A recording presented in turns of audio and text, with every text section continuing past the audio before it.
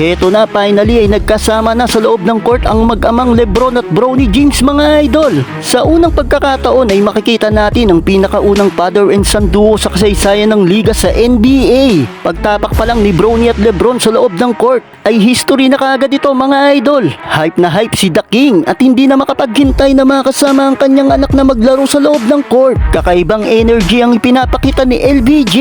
Ganadong ganado kung saan unang quarter pa lang ay naghalimaw na kaagad si Lebron. All around play ang kanyang ipinapamalas. Depensa at opensa ay nananagasa si The King. Hype na hype pa si Bronny sa bench dahil sa tomahawk dunk na ginawa ng kanyang tatay. Well, second quarter, ito na ang takdang oras na magsasama na ang mag-ama sa loob ng court. Dumagundong ang buong arena mga idol. Hiyawan ang buong crowd nang sabay nang pumasok ang mag-amang Bronny at Lebron sa loob ng court. Makikita na medyo kabado pa si Bronny. Sa kasamaang palad ay hindi naging maganda ang naging laro ni Bronny. Unang hawak ng bola ay turnover kaagad. Natawagan pa ng traveling violation ang anak ni LBJ.